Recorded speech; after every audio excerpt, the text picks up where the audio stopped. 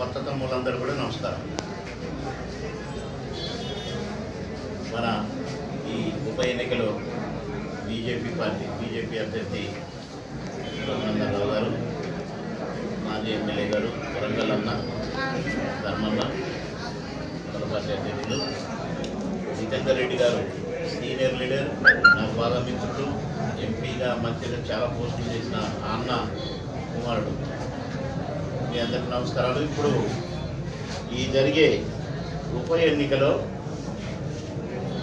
ప్రధాన పోటీ ముగ్గురు మధ్య ఉందని చెప్తున్నారు, వింటున్నాను. అధికార పార్టీ ఎలాగో మాకు నల్లేరు మీద నడికే డబ్బులు పంచుతాం, మల్లన్న సాగర్లో వచ్చిన డబ్బులు ఒక్క కట్ట తీసాలు సరిపోద్ది అన్న ధీమాలో అధికార పార్టీ ఉంది. ఇక కాంగ్రెస్ పార్టీ మేము మొత్తం ఊరుకోగలను వచ్చాము, ఈ రాష్ట్రంలో పక్క రాష్ట్రంలో ఉన్న వాళ్ళందరూ నిండినము, గెలుపు మా ఖాయము. రైట్ హ్యాండ్గా ఉండి జిల్లా అధ్యక్షుడిగా ఉండి ఎలాంటి శ్రమ ఆయన ఈ పార్టీ అధికారంలోకి రావడానికి, ఆ ఉద్యమానికి ఎంత కష్టపడ్డాడో చూసి ప్రత్యక్షంగా చూసిన వాడిని. అస్సలు సిసలైన అరుగుడైన అభ్యర్థి అంటే రఘునందన్ గారే. మరి ముఖ్యంగా ఈ మండలకు వచ్చేసరికి తొగుట మండలకు మల్లన్న సాగర్ది చాలా పెద్ద సమస్య. దగ్గర 7-8 ఊర్లో 10 ఊర్లో ముంపు గురై ఉన్నాయి అనుకుంటాను. మా ఊర్లు కూడా ఖాళీ అయి ఉన్నాయి. 7-10 ఊర్లకు దగ్గరగా వాళ్ళకి ఇల్లు లేవు. వాళ్ళకు ఎలాంటి సహాయ సహకారాల ప్రభుత్వం నుంచి అందలేదు. ఎన్ని హామీలు అయితే ఇచ్చిందో గవర్నమెంట్, కేసీఆర్ గారు పక్క నియోజకవర్గంలో ఉంటూ ఏనాడు నేను ఒక 25-30 సంవత్సరాల నుండి చూస్తున్నాను.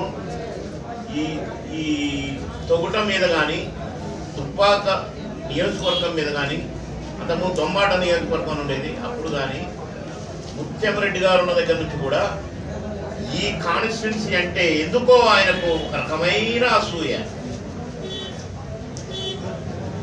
ఏనాడు కన్నెత్తి చూడలేదు ఈ నియోజకవర్గం. మరి అప్పటి కక్ష అంతా తీర్చుకోవడానికేమో ఈ మల్లన్న సాగర్ అడ్డం పెట్టి కక్ష తీర్చుకున్నాడు ఈ ప్రాంత ప్రజలు. ఎందుకంటే నేను బై ఎలక్షన్లో ఎమ్మెల్యేగా వచ్చాను ఆందోళన నియోజకవర్గానికి.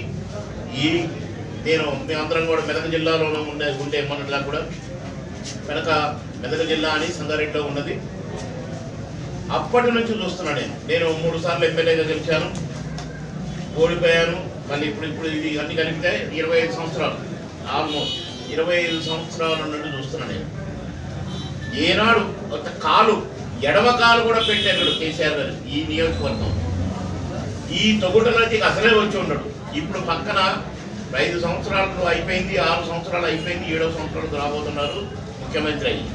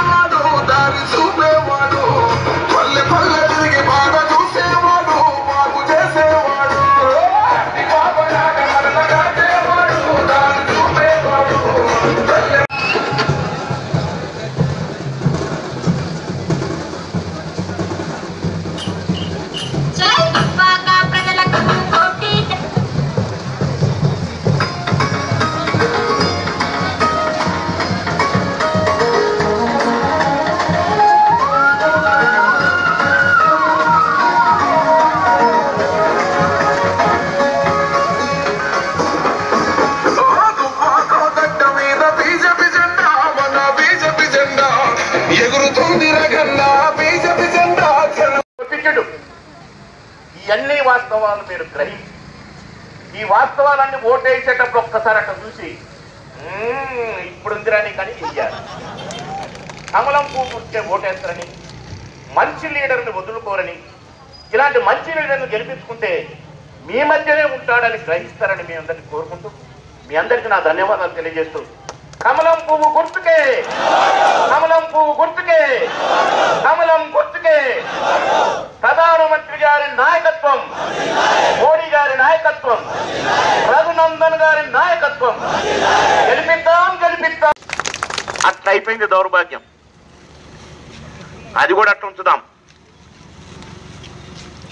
రఘునందన్ రావు గారు మాట అంటే మాట మీద నిలబడే వ్యక్తి, పోరాటం అంటే పోరాటమే అనే వ్యక్తి. మీకేదైనా సమస్య వస్తే ఎవరిని లెక్క చేయకుండా నాకు ప్రధానమంత్రి గారు ఉన్నారు, ప్రధానమంత్రి దాకా పోతా అన్న ధీమా ఉన్న వ్యక్తి.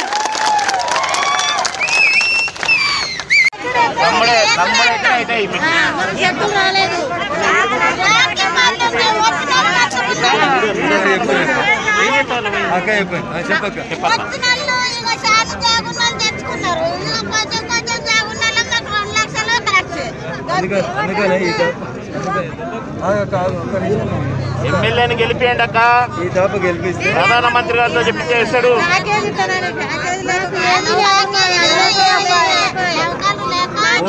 ఓడిపోయిన వాళ్ళతో ప్యాకేజ్ వస్తుందా, గెలిపిస్తే ప్యాకేజ్ వస్తుందా? గెలిపించాలి కదా. ఇంతకుముందు ఆయన గెలిపిస్తే ఆయన మిమ్మల్ని ముంచిండని దేవుడు శిక్ష చేసింది కదా. ఒకవేళ ఇస్తారు అవకాశం సార్. అయిపోయింది. అప్పుడు మోసం జరిగిపోయింది. ఈ దాప కూడా మోసపోతారా? మంచిగా ఆలోచన చేస్తారు. అంత పెద్ద మనిషి మీ కష్టం చూసి మల్లన్న సాగర్ కలుపుతాను వచ్చింది. 2 మాటలు చెప్పారు. 6 మాటలు నమ్మదామా వద్దా? నమ్మాలి కదా. అన్నం ఉడికిందా లేదా ఇట్లా గుర్తు చూస్తావు కదా. 2 మెతుకులు నాకు ఇచ్చేది ఎంత? 2 ఏళ్ళే కదా. ఈ 2 ఏళ్ళలో నేను పని ఉన్నా కదా అని తేలుతుంది కదా. ముసలాడు గడ్డి తెస్తేనేమో నువ్వు గాడికి ఎత్తివి రాత్రి చీకట్ల, పొద్దుగల ఆవును పాలిమని పడుతుంది. ఇంత కానీ ఓటు వేసినప్పుడేమో మనకి ఎత్తివి, ఓటు వేసినప్పుడేమో గాడిదలకు ఎత్తిరి, ఇప్పుడేమో మమ్మల్ని అడగబడి. ఇప్పటికైనా సమస్య పరిష్కారం అయింది. ఈ దాప మాకు 30,000 పైసలు